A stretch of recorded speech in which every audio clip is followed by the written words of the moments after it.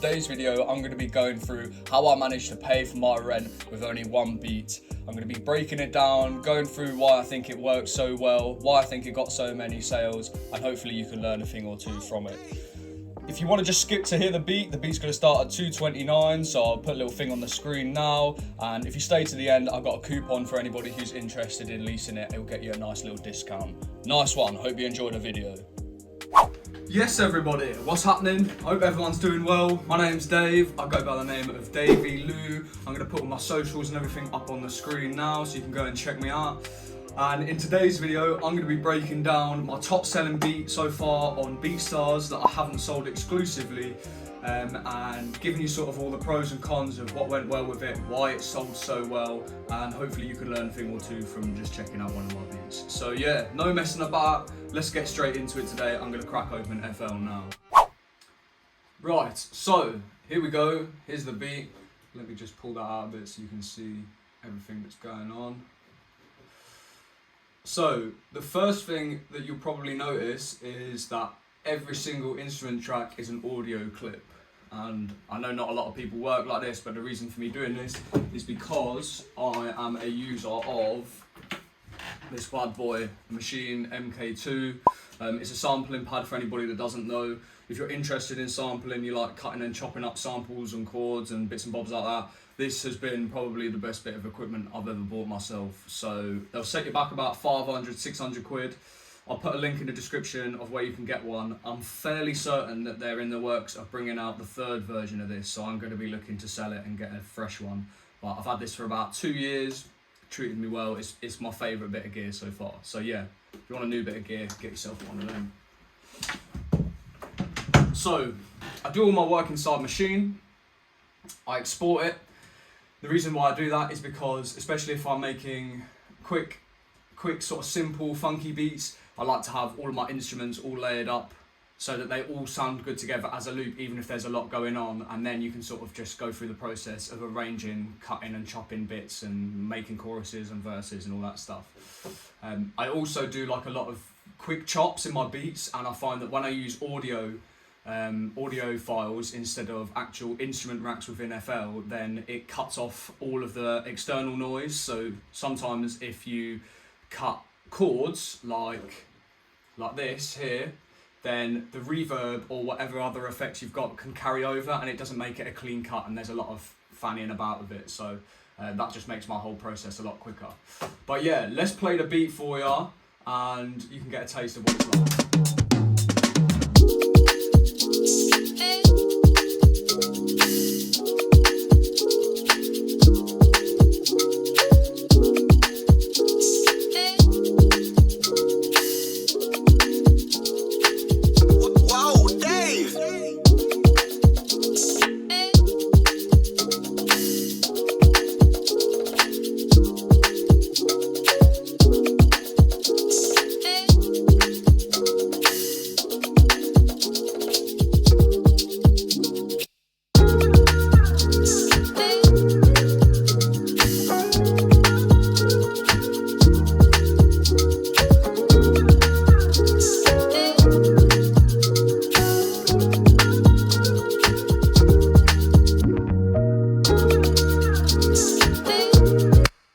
So yeah, there you go, you get the gist. There's not too much going on in this track. I know it can seem a bit sort of in your face when you first load it up and you see everything that's going on, but there's really not that much going on. So I guess the first thing that people want to see is the drum fill that's there. So this drum fill. Just a sick little drum fill, to be honest. I can't remember exactly where I got this fill from. But I had to cut and chop it a little bit, so I got the toms where I wanted this little bit here, so that it fit, because I like that at the end. It just brought it in nice. But I think if you type in like drum fill pack Reddit, that kind of thing, you'll find a lot of fills like that. And I found recently that with my beats that have sold a lot more, that if there's a lot less like long intros and stuff like that, then it's straight into it, and people have the attention span of like goldfish now, don't they? So you just want to get straight into these things so that people can feel the vibe of it, feel if they can flow off of it or not. And I think that's why this one's done so well, because there is literally one bar and then it's straight into a verse, and it doesn't sound too rushed or anything. So yeah, that's that. The keys I used. It's hard to show you in here because obviously I've exported it, but I used the keys called, what are they called? Lounge Lizard EP4. I think Lounge Lizard costs about 80-90 quid. In my opinion, it is the best Rhodes out there. It sounds so real, it sounds so good.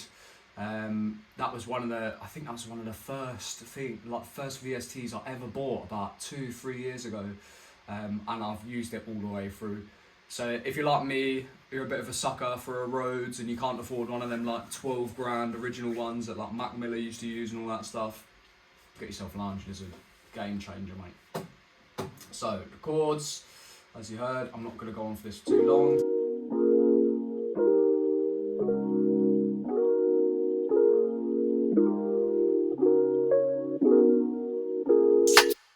So that's that. The drums, let's get into some drums, why not? Drums are fairly groovy. I've found recently that I really enjoy using tambourines and shakers. I just think they give you like a whole, like, it's something different to just sort of having travelling hi-hats every time. So I have got hats in there, but they're just literally playing straight. Simple stuff. So the drums are like this.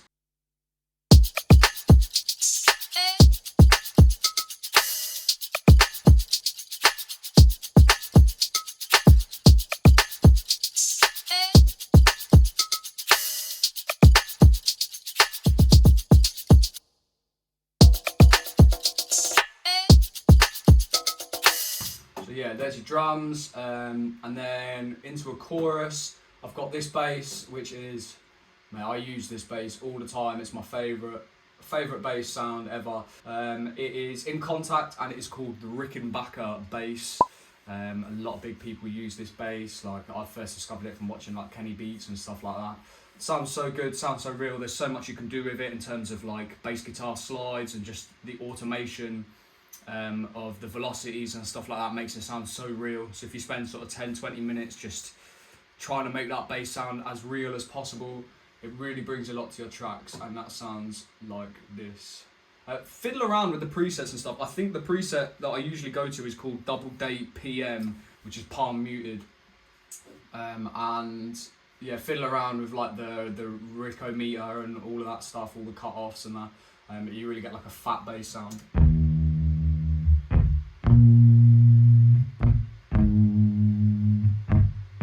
Simple there, and then just a little funky bit at the end here.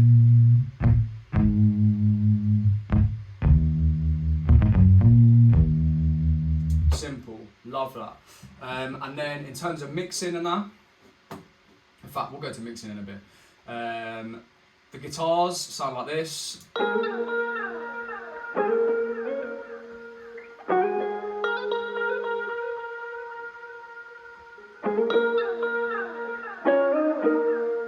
So the guitars, I chopped up a sample for this one, and just used, I think I used a half time on it and put it an octave above and then dropped it down so that it sounded a bit groovy. And then this one was a preset within Massive, I believe, and just put a little delay on there, just add so much to it. And I did it sort of like a call and response thing, so they both play together at the start, and then you'll see that the second one plays. And then again. So they sort of answer each other.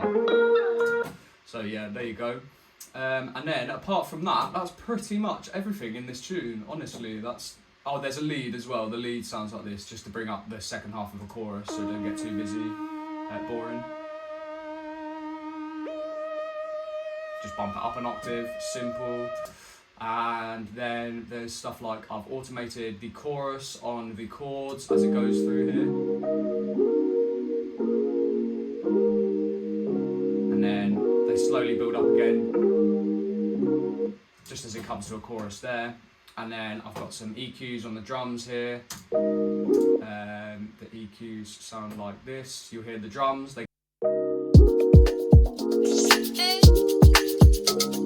Just a bit of texture in it, just to keep it nice on the ear. You'll also notice that this tune is 2 minutes 10 long. Stop making your beats 3 minutes, man. I can't remember the last time I made a tune 3 minutes. It's pointless. Like, people don't like long, especially with serious artists and that. People don't want to have really long beats because they don't get on the radio. So less intros, less outros and stuff. Like, you can have a little fade out or whatever, but cut out all of the. After I make a beat and it's finished, I try and cut out stuff that I don't need, like that isn't a necessity. And this was one of the easiest ones to go through, in my opinion. It just works so well. So yeah, there's that beat. If you are interested in this beat as well, I'll put it in the link down below. I'll star it on my BeatStars. It's been doing really well.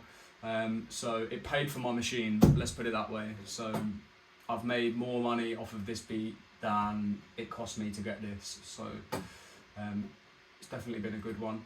And let's go through some mixing then. So with my drums, I always do this. I'm going to give away my secret sauce here. So I put all my drums, you see that they're all linked to the drum track, they're all linked to the bus.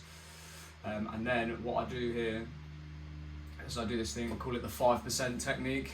So my mix is on 5.5 typically, but it should be on 5.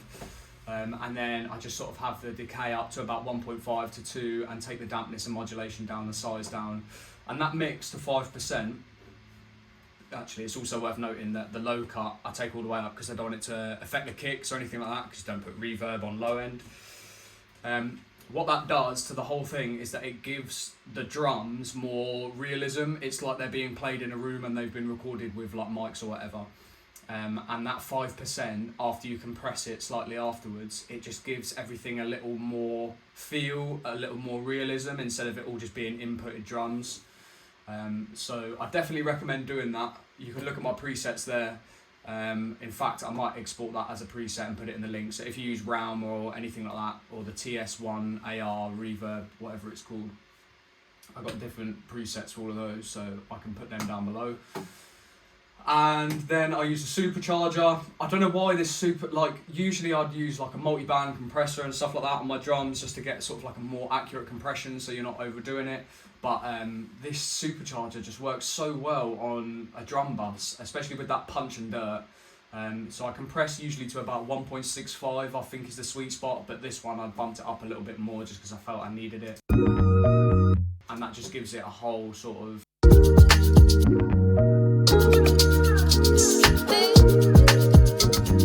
I'll show you with it off. Let's do that.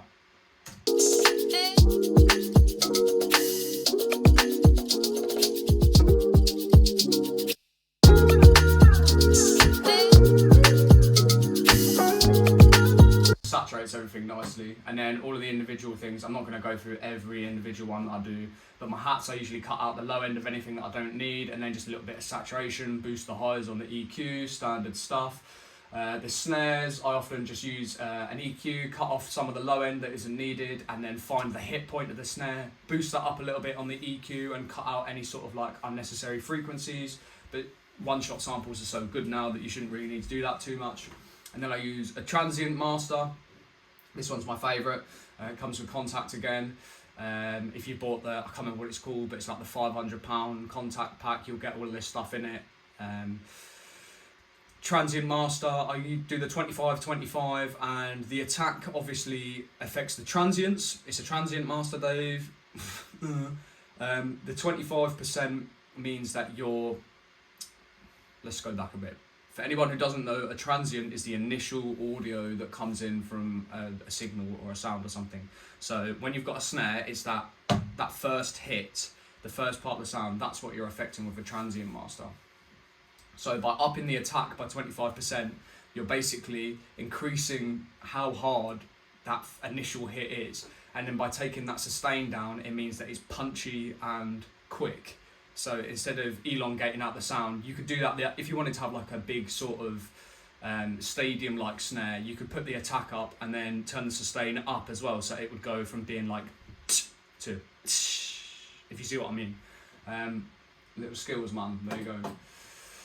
Same thing with the kicks, transients, a little bit of saturation, open hats, all that stuff. If you've got like percussion loops, like tambourines and perks and stuff like that are playing all the way through, what I sometimes do with them is so for a start, I'll always use a pancake on one of them so that it is fluctuating from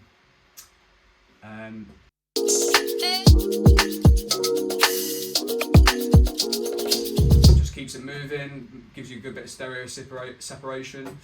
And yeah, what I would like to do sometimes is to put a kickstart on like a bus of all the shakers and stuff, just so, in fact I'll show you now. If I signal this, I'll put a kickstart on this. There it is. So a kickstart is often used by it's used for like house and EDM and stuff like that. And you can, I don't know what I'm talking about, you can hear what it's doing. It just ducks it down, and obviously you wouldn't have it on that strong, but if you sort of half it, it gives it more of like a, I don't really know the way to explain it, but it just gives it more of a bounce, more of a feel. So yeah, I definitely recommend doing stuff like that. It just gives you a new sort of element. And then yeah, mixed it all down, compressed it a little bit, put a mix centric on it, multi-band compressed it, leveled it all out, and there you go. There is my top selling beat on BeatStars that I've made sort of this year. Obviously I haven't sold that exclusively, so if you are interested in leasing that beat, I will put the link down below. And in fact, if you got this far in the video and you're still interested in leasing this beat, I'll put a 15% off coupon. We'll put it like there, like that. Let's see how well that works when I edit it later on. But we'll call the code, just put it as Davey15, so DAVEY 15, and that'll get you 15% off leasing this beat. So yeah, thanks for checking me out, I appreciate it. I'll let this play out at the end here so you can catch the end of it. And yeah, follow me on socials. I'll put all my socials up on the screen again. Big love for checking this video out. If you could drop us a like, drop us a comment, any questions, leave it down below. And please subscribe to this channel as I'm trying to grow it as quickly as possible. And yeah, take care. Peace.